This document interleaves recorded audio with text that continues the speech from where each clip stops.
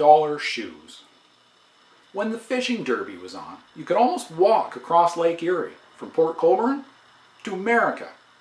Hundreds of small boats, maybe 1,000, resembled stepping stones on a pond. Julie and I wanted to be part of it. Julie Gerard.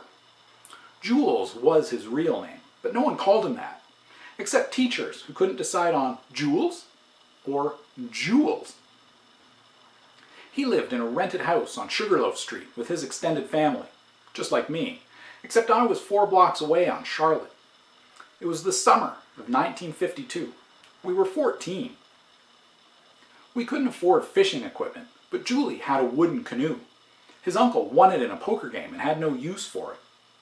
The underside was coated with a layer of white electrical tape, but it stayed afloat no matter what we did.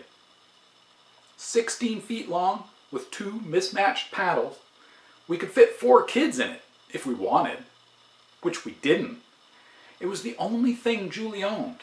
He was the captain and liked it exclusive, but he needed help lifting. That's where I came in. Each morning, we carried the canoe upside down above our heads to Third Ferry, where concrete steps dipped into the Welland Ship Canal. We launched it there, unless a freighter was tied alongside. Then we carried it to First Ferry, near the lift bridge. It was a long paddle against the current, watching out for cargo ships gaining speed to enter the canal.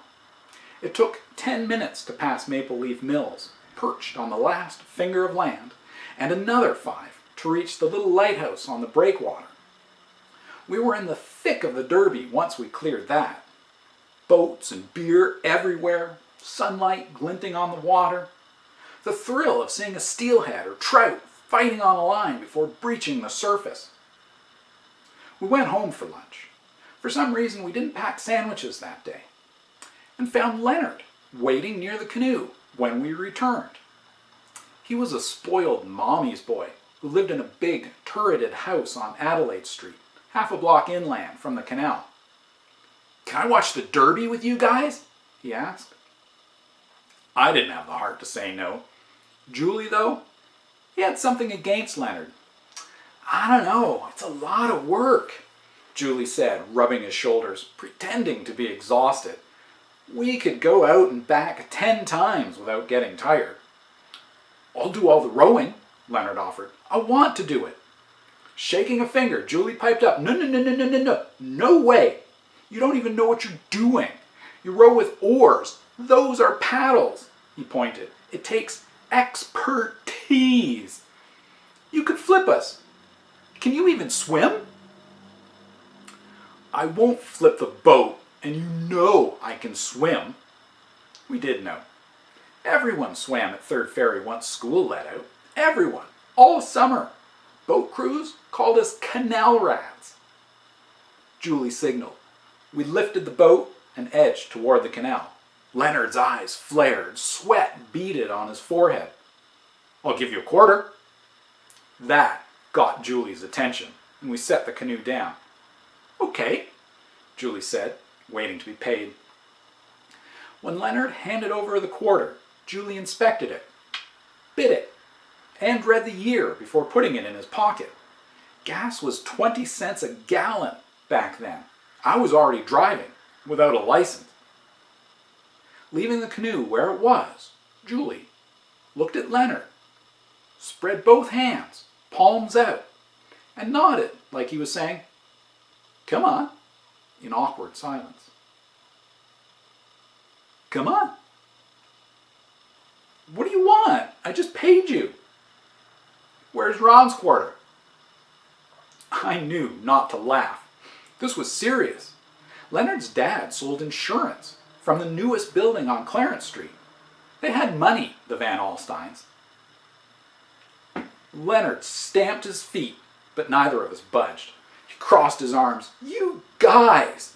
he exclaimed, threw his head back in a huff, then relented after a long glance down the canal toward the lake. He reached in his pocket for another quarter. Julie and I lowered the boat in 2 feet of water. We each held an end against the concrete step. When Leonard raised 1 foot, Julie said, "Wait, wait, wait, wait, wait!" You gotta take your shoes off. No shoes in the boat. He said this like he feared scuff marks on the teak deck of his luxury yacht. These are $18 shoes. That was a lot of money in those days. It would be years before I'd earn that much a month. That don't matter. You can't wear them in the boat, Julie declared. I chimed in. It's barefoot only. You guys are unreal. Leonard shook his head, spat, then smeared it with his foot. Leave 'em on the pier with ours, Julie suggested. Mouth open wide, Leonard bobbled his head like it was the most ridiculous thing he'd ever heard. What? These are brand new $18 shoes. There's no way they'll be here when we get back. Julie looked at the kids playing nearby. We're all friends here. And we were. There wasn't a person in town we didn't know. No one's gonna touch your shoes. Look, okay? I'll take them off, okay? I'll stuff them under the seat, okay? I said it would be fine, but knew I'd be diving for those shoes on the bottom of Lake Erie before the day was done. They were a tan pair of lace-ups. I don't remember what brand. Leonard never called them anything but $18 shoes. We shoved off and soon slipped into a cluster of fishing boats. Freighters were out there too, waiting to unload. It was a blast. Eager fishermen showed off their catch. 2 Ukrainians caught a 15-pounder and thought it was a winner. They wanted us to ask around and see if anyone had them beat. 2 Dutch boats got their lines crossed, so Julie and I dove to untangle them, leaving Leonard alone in the canoe. All those hooks in the water were dangerous, but we didn't care. Everything seemed harmless at that age. Leonard worried about missing dinner. I'll catch heck from Mama if I'm late, he said, more than once. Your family eats too early, Julie grumbled on our way back. We were inside the breakwater, still a ways from the canal entrance, when Leonard said he wanted to paddle. Julie claimed it took skill and said he wasn't sure Leonard could do it. It's not hard. You know I can do it. All right. Julie gave in too easy. Let's trade places. You take a paddle. Just don't flip us over. Julie winked at me. I knew what was up. From my place in the bow, I glanced over the side. The bottom was visible. 15 feet, maybe? I nodded Julie's way, and he smiled back. Julie waited a few strokes before rocking the boat, making it look like the boat was rocking him. Leonard, you're not doing it right, he shouted over his shoulder. I am so. You're the one rocking it. I felt the boat jolt and played along. Leonard, come on. We do this together or we tip. I tried being serious but couldn't help laughing. You guys, stop it, he shrieked. It's you, Leonard. I knew you couldn't do it right. Julie and I tipped the boat. Leonard screamed. He went flying and landed with a splash. When he surfaced, he spit, wiped his eyes, and hollered, My $18 shoes!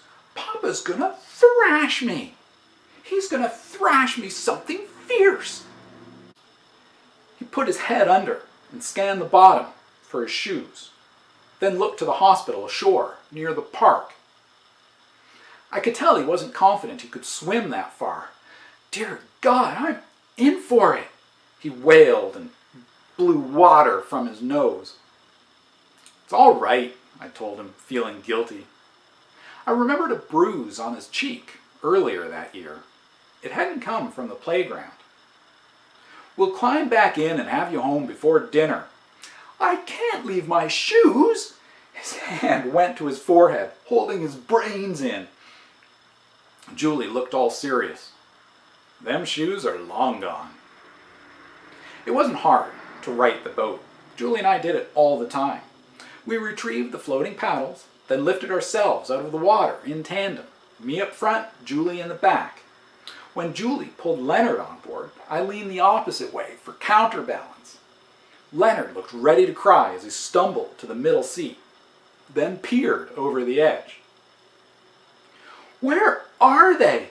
You fellows have no idea the thrashing I'm in for." "It's your fault," Julie insisted, suppressing a laugh. "I knew you couldn't do it." "No, it's your fault." Leonard stretched out an arm and splashed a wall of water at Julie, who didn't care. Leonard pounded his temples with both fists. He couldn't sit still and begged us to pull up to the government grain terminal, which jutted far out into the lake. It was the closest spot where he could walk the rest of the way home. The concrete pier supporting the grain elevators was high above the water, maybe 7 or 8 feet, but rusty emergency ladders hung every 50 yards. Water dripped into the canoe as Leonard climbed, shaking and barefoot. Once he was gone, we went back.